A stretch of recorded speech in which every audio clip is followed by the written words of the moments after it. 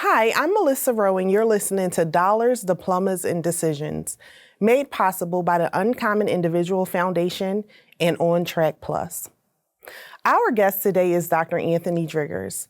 Dr. Driggers has worked in higher ed for over a decade, coached numerous scholars through the doctoral degree process, and is founder of Options Without Walls, an intense college preparatory program that gets high school students ready for competitive college admissions.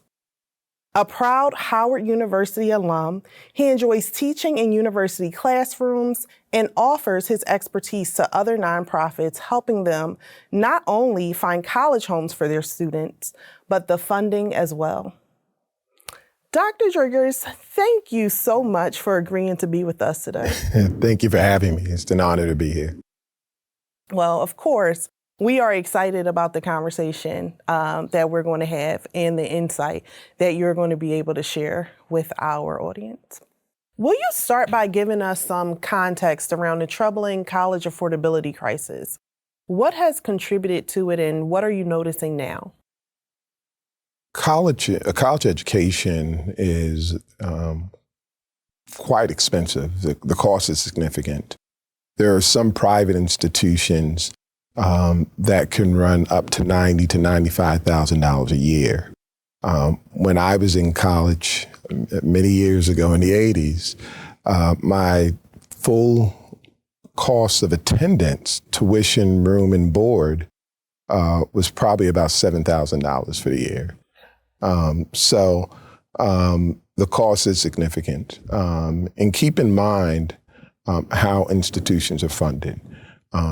Private institutions rely on tuition and the ability to raise funds and to build their endowment, whereas public institutions are relying on the taxpayers as well as the ability to raise money from their tuition.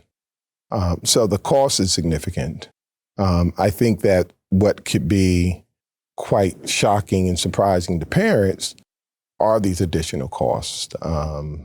You're talking about the cost of tuition. If you're staying on campus, you're also dealing with the cost of housing, the cost of board. Books are a significant cost. You have the institution itself. It's a facility with many different buildings, and college are investing to have world-class facilities. And so therefore, you have to think about the infrastructure and building a place that's attractive to students. And there's a cost there. And then you have labor costs. So it's a quite, when you start to think about all the different things you have to pay for, the costs start to rise, not to mention inflation and other issues that you have just in society in general. And so when a student is looking at a college or university, as they're thinking about their major, as they're thinking about, a number of different issues geographically where they may want to attend college, you have to consider costs because it is quite significant in terms of the amount of money you have to meet. We're talking for some institutions now, investing up to close to $350,000 a year to complete 4 years. And the average student tends to have some challenges, graduating 4 years as well. So yes. The cost can be significant. And we don't really factor in how much a school will cost if your child stays in school for longer than 4 years, working on their bachelor's degree, right? We often multiply by 4. But if a student is there for 5 or 6 years, then 50%, right, of what you originally intended is now tacked on top of that full amount. Exactly. Oh, that's daunting for some. Hopefully we can get to some ways that parents can make college a little more affordable as we continue our conversation.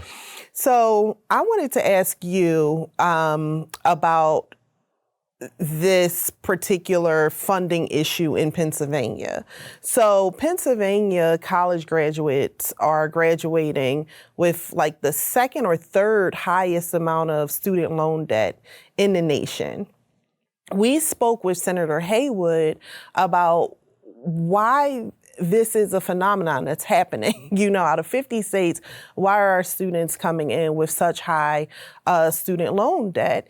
And he says one of the reasons why Pennsylvania college graduates are leaving with more debt than other students who are graduating from colleges in other states is because Pennsylvania funds our prison system much more robustly than we fund our colleges. And we have low taxes going to support our public state-related institutions. What is your take on this? And do you think there are other contributors to the cost of college in Pennsylvania? Well, I mean, that's interesting. If we're making that significant of an investment in our prison system, which, obviously, you have to make an investment there, sadly. But when you think about a college education and investing in our public schools, it's just interesting. I don't, I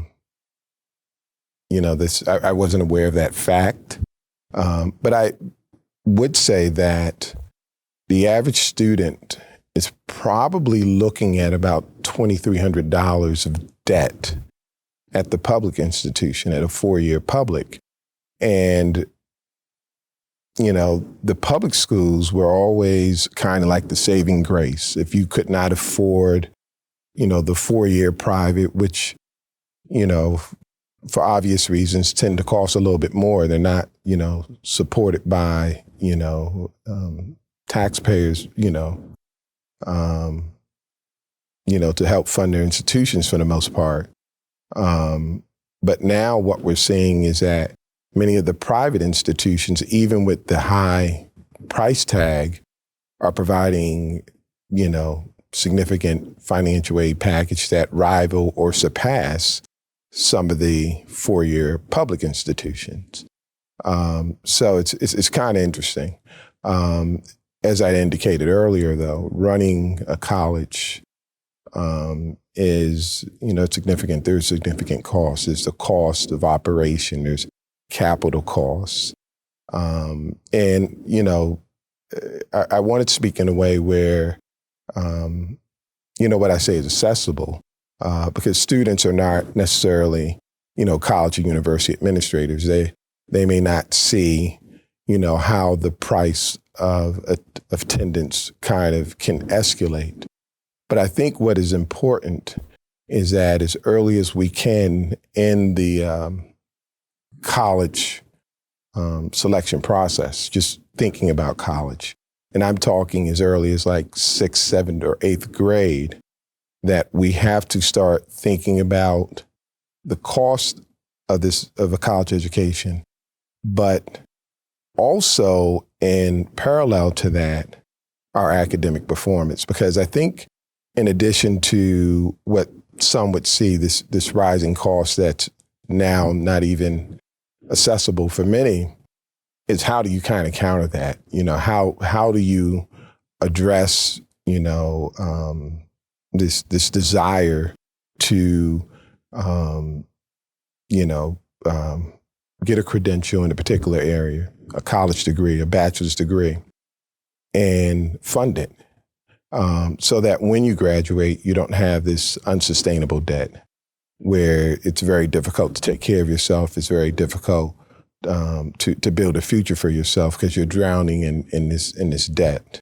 And I think one of the ways that we have to do that is we have to find a way to very early on identify institutions that reward you for merit,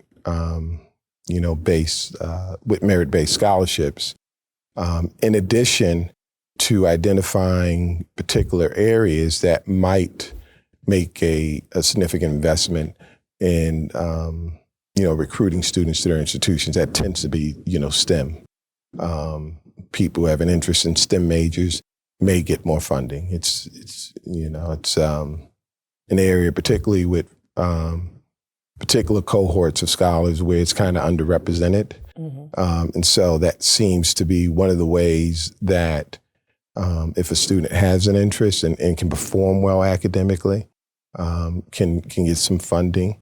It is, fair or unfair, it is a very competitive process to get financial aid. You do have federal funding, so you have grants, and a grant is simply money that you don't have to pay back. I think that's the most important way to kind of frame that. But many students are also relying on student loans to finance their cost of attendance. And how can we lessen the reliance of taking out student loans? How can we tackle that? If I can just kind of walk you through this process of enrollment and how this debt can cripple and create a roadblock for students. We tell students that the 11th grade is the most important year to, in terms of applying to college, enrolling in college. And to a certain degree, there's some truth in that, but there's also, it may be an exaggerated point.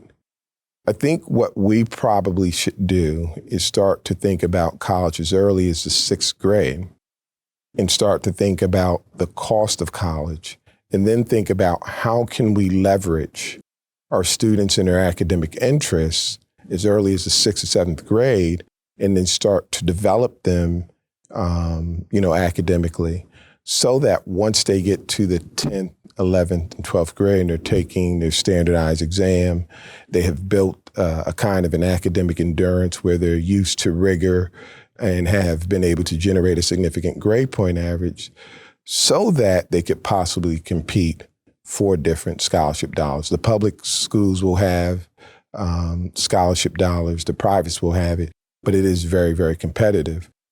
If you're applying to college and you're a solid student, but maybe you're a solid C, and maybe you have a solid SAT score, but maybe it's not in the top 50% of SAT test takers, then it becomes more challenging to meet the cost of attendance with some of the, four-year public institutions, more so than even some of the private four-year institutions. So can we talk about that? Because you shared a lot, and I know that, you have insights that we don't have, because you worked as a college administrator. Yeah. You know what students are coming in. You help students on the front end. You help adults on the back end, right? Even figure out, how do I go back to school and how do I get this advanced degree? But one of the things you said earlier was that parents would be surprised at how much goes into that, the operation of a college or institution. What are some of the things that the average person doesn't know that colleges are trying to account for in their tuition, those costs? What are the things, are we paying for the campus to be cleaned on a regular basis? Yeah, I mean, it's a college or university is like any other business. There's the cost. There's usually two significant categorizations of costs. There's operational costs, there's capital costs. You have to pay salaries, you have to pay utilities, you have to pay for a number of different things just to run your business. Then you have capital costs. You have to build things. You have to fix things that are of significant cost. And so, that starts to add up. You also have the idea of, the cost of living. You have contractual agreements with labor unions and cohorts. And so it gets kind of murky. It may not be something that the average person would understand as a student, but there are a number of significant costs, and these costs tend to rise and not decrease. And so often we rely on government to kind of help and support us to address the rising cost of running an institution, and that's a variable. Some years you may get tremendous support, and some years there may be cuts, but you still have to try to figure out how to meet your expenses and the needs of students while providing a quality education in your mission, because we're all accredited institutions, and we have to create a product that will not in any way jeopardize, our accreditation to our institution. So there's quite a bit that goes into it. Yeah, in the news recently, there is a local college that has announced that they're closing their doors. This is their last graduation. They just can't even afford to run the college anymore. Right. And I thought that, wow, that says a lot about how much it actually takes to run a college or university. So I guess what I'm trying to understand or even help parents understand is, we hear things in the news like Harvard University has like $1 billion endowment. And parents might think, well, if they have $1 billion, and multiple universities have all of this money invested somewhere, why are parents and students having to pay so much? Now, I know those are private schools, and I know that they depend a lot, like not only on the federal government, but on their alumni to contribute to that. When we are talking about sending a kid to a school that maybe is not an Ivy, or maybe doesn't have such a rich alumni base, what should we consider, and where should we look for the money? For instance, a lot of students that I work with, they want to go to Howard University, right? That's your alma mater. They want to go to Howard, but we know that there's not a lot of full ride scholarships being awarded through Howard University. What might be the source of the reason why Howard doesn't have as much money to invest in their students, although they are a world-class institution, versus like a Harvard having a lot of money to be able to invest in students that are coming with need? Yeah, I mean, it's a really good question. If you look at the Ivies, if someone's going to Harvard, they probably are going to have their need met at Harvard or the Ivies. They have significant endowments in their. I think all of the Ivies. I'm not sure, but I believe all of them have a policy in which they promise to meet all need. And so the way need is calculated is by filling out your FAFSA form, your free application for federal student aid, and based on your family income and other factors, there's a calculation as to how much a family should contribute to a scholar's education. And the Ivies, for the most part, will take a look and see what your need is. And will look at your unmet need and, for the most part, help you close that gap. Howard University, excellent institution, will do that to some degree as well, but the size of your endowment matters. Harvard has one of the largest endowments in the country, if not number one, certainly top 10 or 15. And so they have the ability to do that. my son attended Howard University. He had a package that was solid. He had a scholarship that was a $15,000 a year scholarship, and then I had to pay the rest along with his mother. But we didn't qualify for federal aid.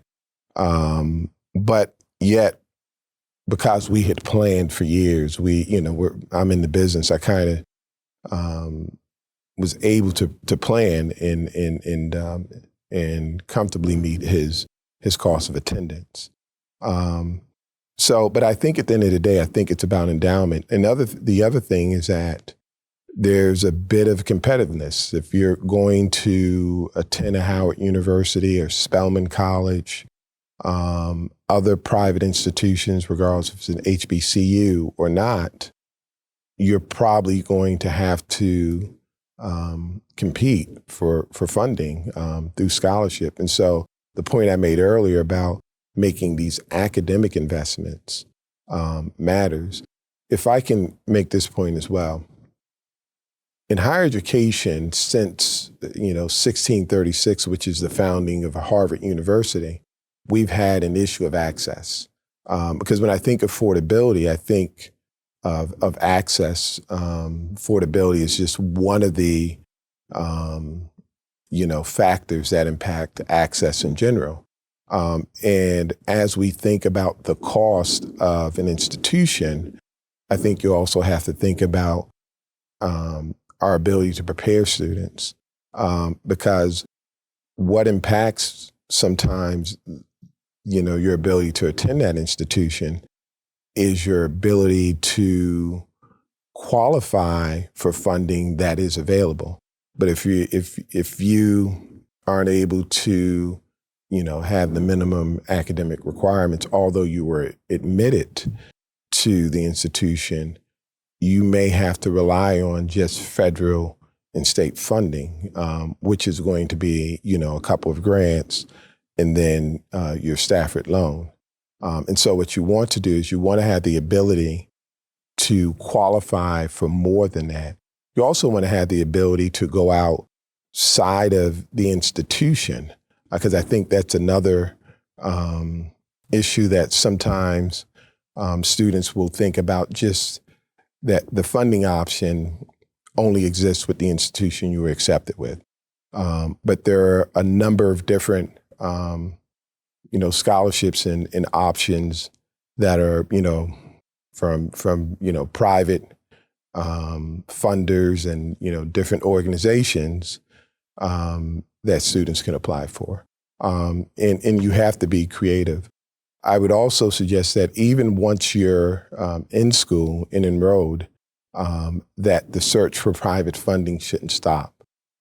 Even within, your institution, there's still ways to acquire additional funding. So a student who is going into their first year of college should be as entrepreneurial as they possibly can within the institution, outside of the institution.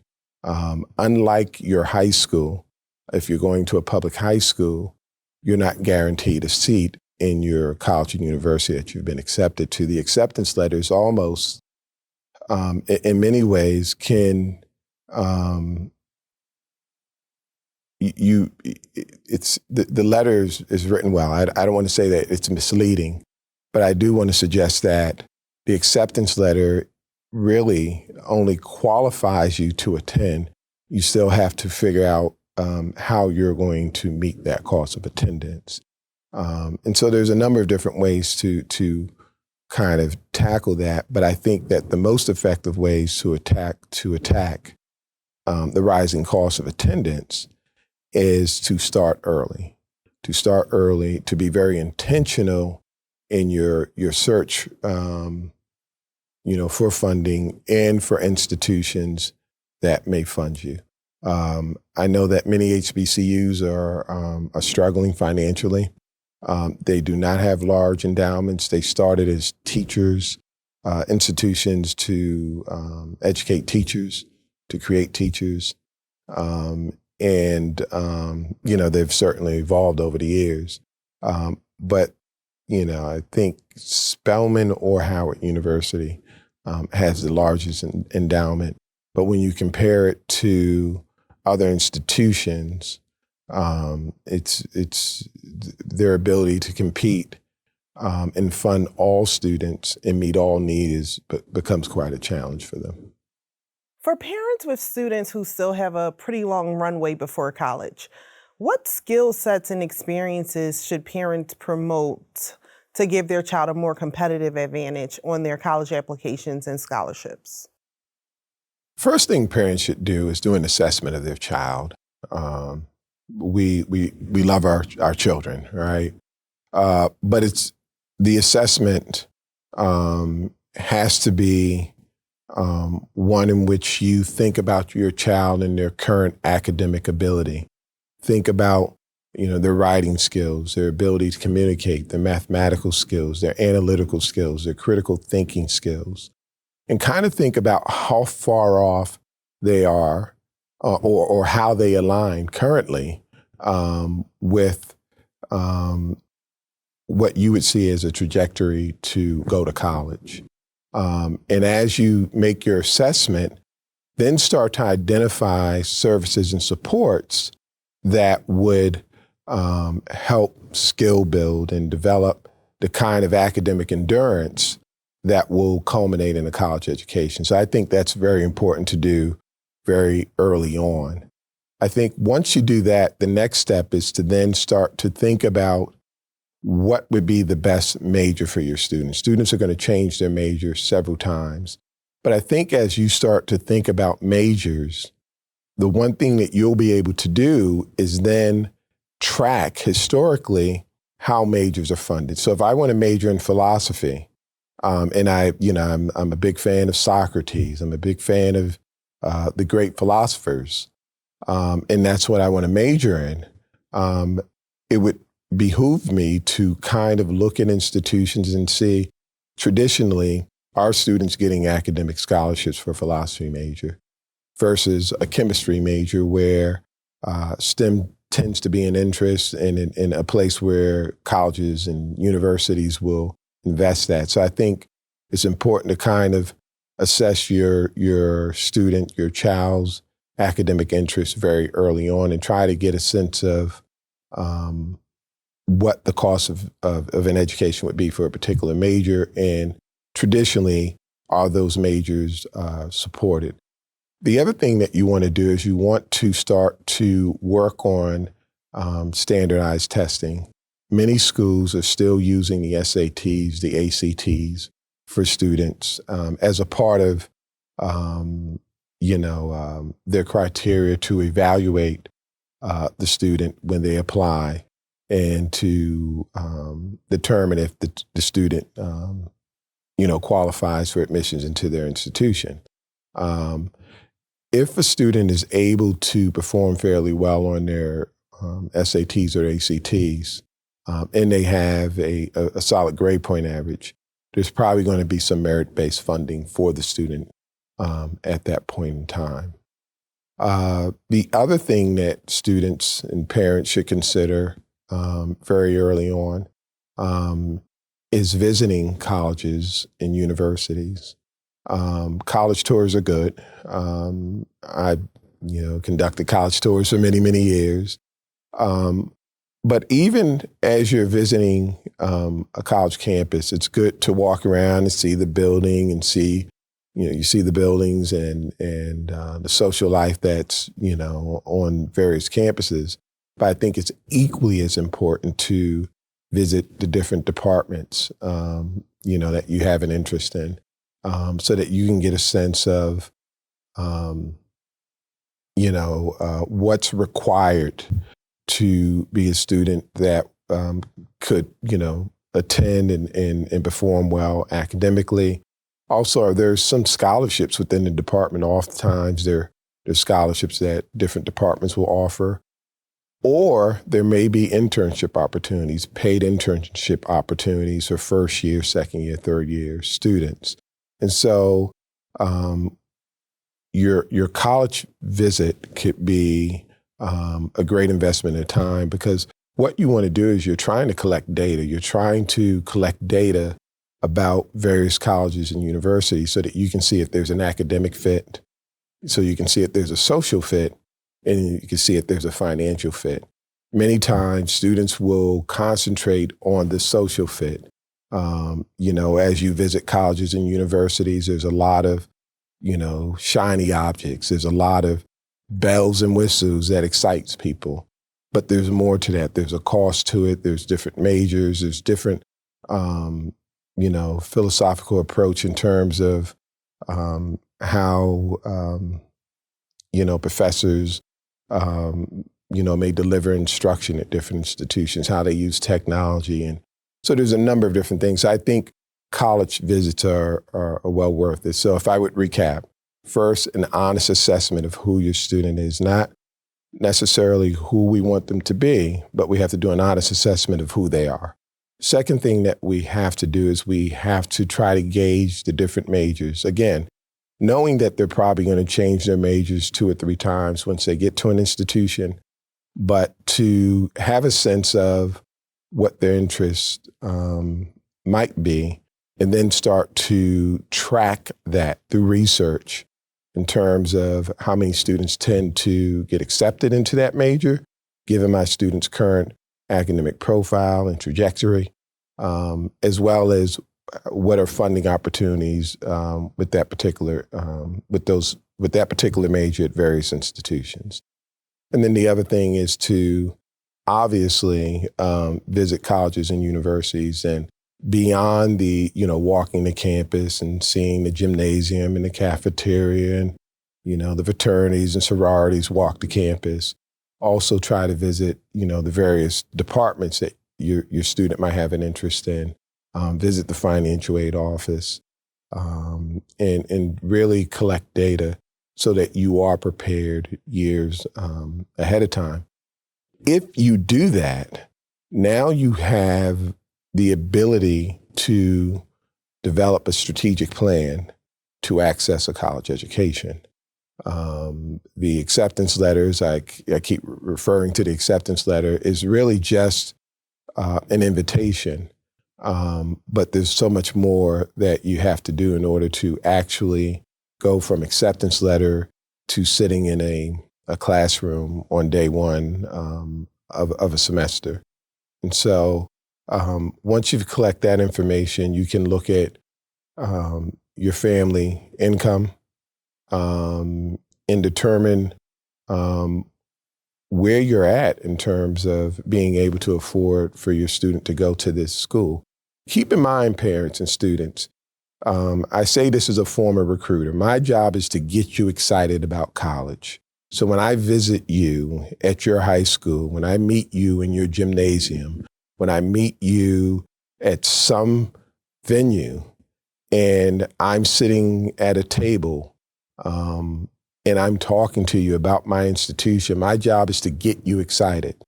My job is to make you so invested emotionally in my institution that you apply.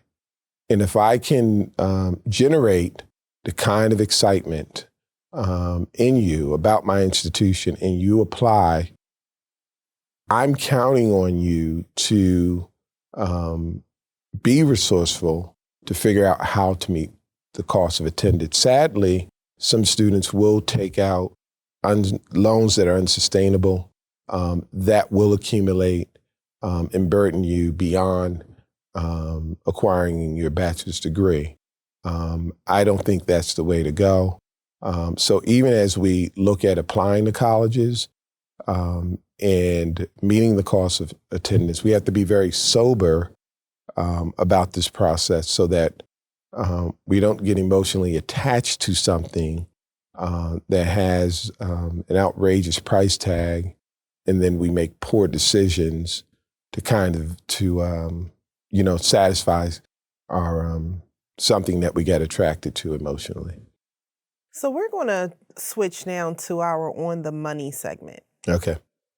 In Pennsylvania, a lot of students find themselves with a significant portion of unpaid college costs after they have exhausted their federal and state financial aid. What would you recommend for someone facing a $5,000 per year gap? Well, if you're facing that kind of gap, I think you have to sit down and approach it like it's a research problem. And I use that language because if you have a $5,000 gap, your gap, if it's $5,000 for a semester, then that means your gap is actually $10,000. If it's a $5,000 gap for the year, that means that your gap is actually $2,500 because you're going to register by the semester. But if it's truly a $10,000 gap and you're trying to make a $5,000, you're trying to close the gap, for $5,000, there are a number of different loans that I'm not necessarily big fans of, but I do recognize that it has helped quite a few students. There's the PLUS loan, where parents are able to borrow additional monies on top of the Stafford loan that the student has already borrowed. There's a number of different private scholarships that are out there. The problem that we tend to run into is that students will get their financial aid package April, May, and normally I will get a phone call from a parent, from a student, and they'll say, Dr. Driggers, I have a gap of $5,000 and I really want to go to this college or university. Can you help me find scholarship dollars to close this gap? That is extraordinarily difficult to do at that point in time. There are some organizations that have the last dollar scholarships that will help close those gaps if you can identify those types of organizations and you're a member of those organizations. There are some, religious institutions that might offer some scholarship dollars for young people. There are some funding opportunities out there, even at late in the game, but it is very, very challenging at that point. And so I believe in just trying to create a culture of preventive medicine, in a sense, planning ahead and understanding, ahead of time that you're probably going to have these different gaps. But sadly, many students find themselves in a situation where, they're looking for funding. They're not quite sure how they're going to close the gap. And it puts a tremendous amount of stress on the parents too, because parents want to help students go to the college of their choice, and many times just can't close the gap. I will say this to students. As I've consulted students over the years, it's very important to have, second, third, fourth college, university options. You may not attend your first choice. My first choice was Morehouse College. Dr. Martin Luther King Jr. attended Morehouse College. That's where I wanted to go. I love Howard. I love my alma mater, but I wanted to go to Morehouse, and I couldn't afford to go to Morehouse. It wasn't going to work out. So I ended up at Howard. So the idea of students not going to their first choice, sometimes that happens, but it's not the end of the world. It is certainly you want to find fit. You want to find a college that fits academically, socially, and financially. And I would, emphasize to parents and students that I don't think it's a wise decision to go to your dream school if it's going to put you in unsustainable, long-term debt. One day you will be 24 and 25 and 30 and 35 and 40 years old, and you will have other ambition beyond your college education, and your debt to income ratio will matter. And to have this unsustainable long-term debt just isn't wise.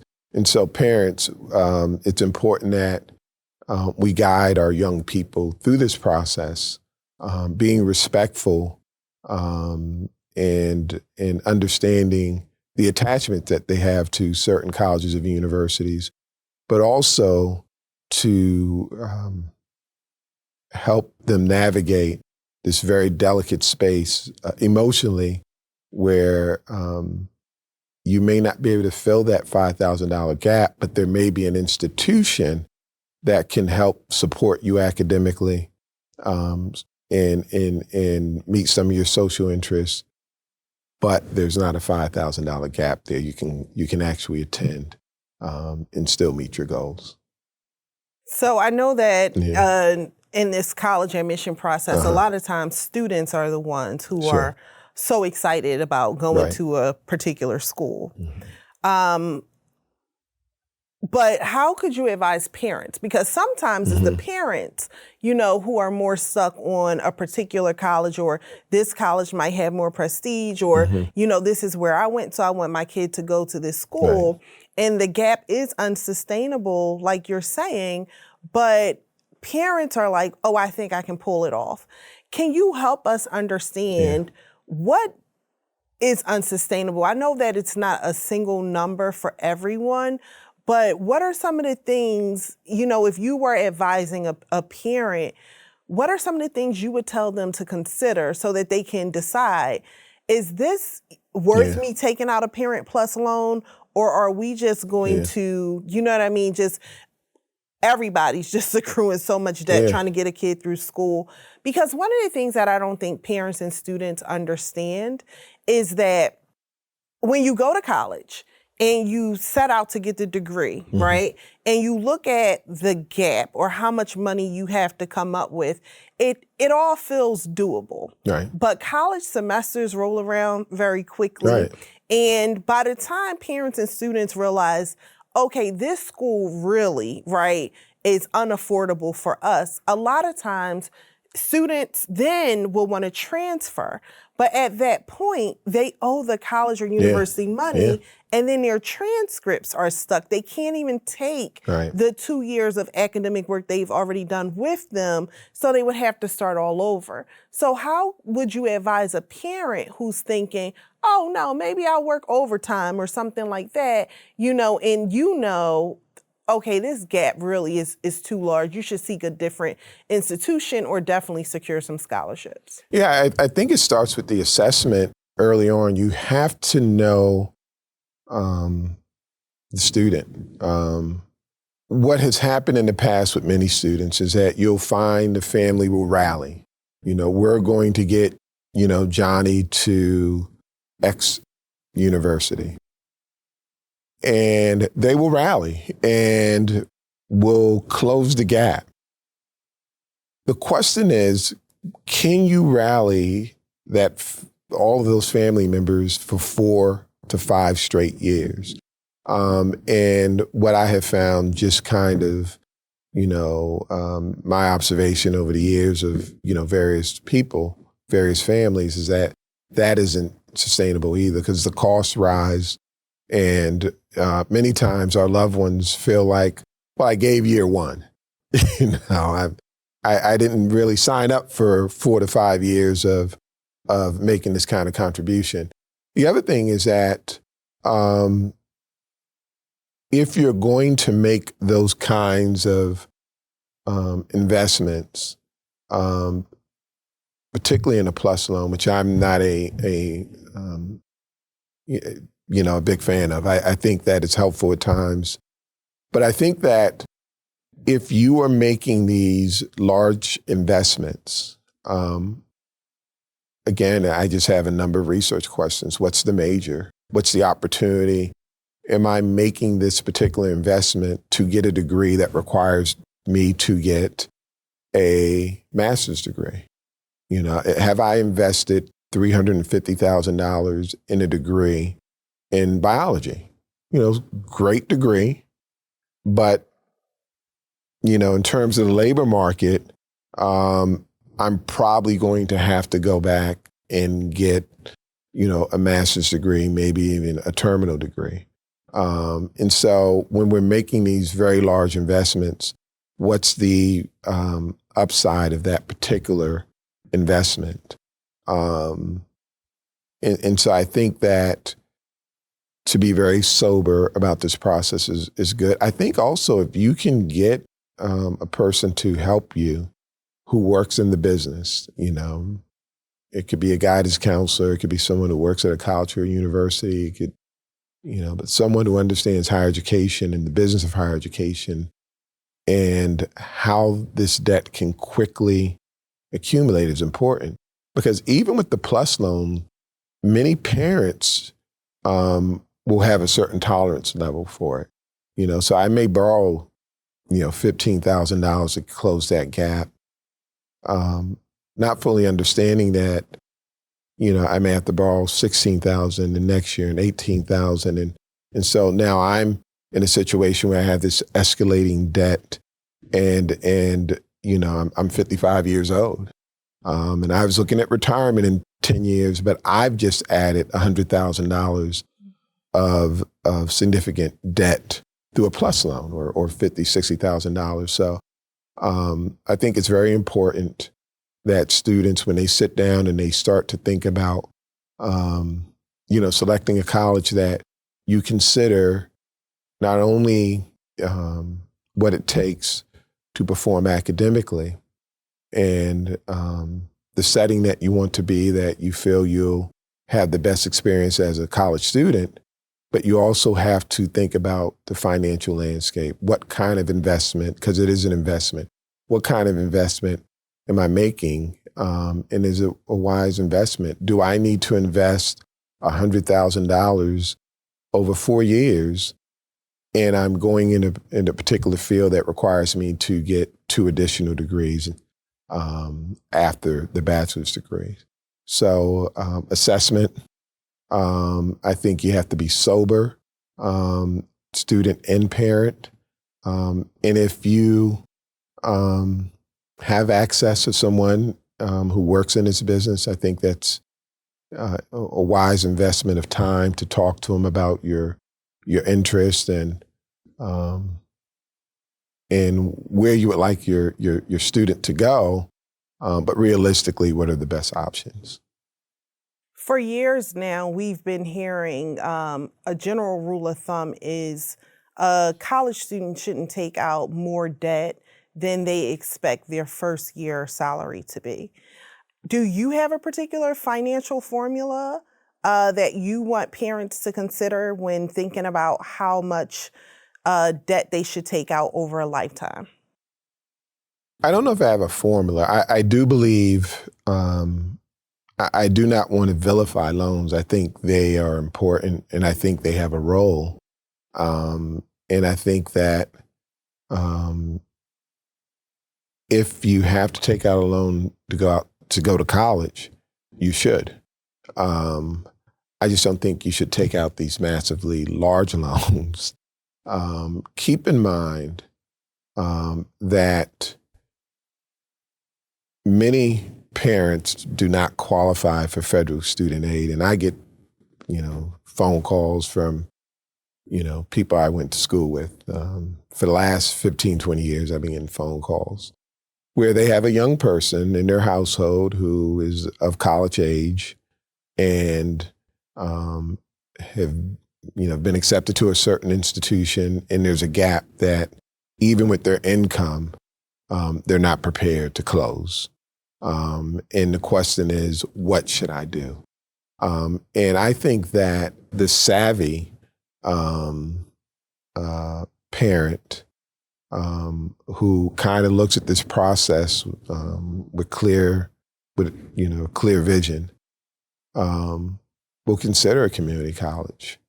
Even if you don't qualify for aid, community colleges are affordable. Community colleges also tend to have these articulation agreements with four-year institutions. So there's individuals who have been admitted to a four-year institution, could not meet the cost of attendance, attended a two-year college, have graduated from that two-year college with honors, and have re-entered a four-year institution on a scholarship and have reduced their debt significantly. These institutions, community colleges, are accredited institutions. Credits do transfers to these four-year institutions.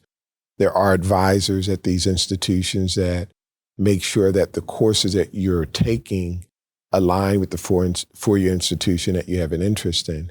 And even if you didn't get one dime in that process of transferring from a community college to a four-year college, you have still cut your costs significantly because if you qualify for federal and student aid, your grant is probably going to pay for the cost of a community college.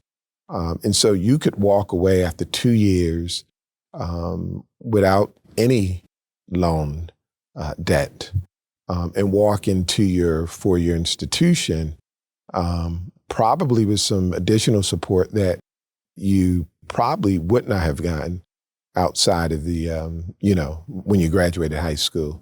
And now you have that support and can access your bachelor's degree without this outrageous, insurmountable debt that we see many students, having graduating. So I think that if you can be very sober about this process, and that's difficult, that is very, very difficult.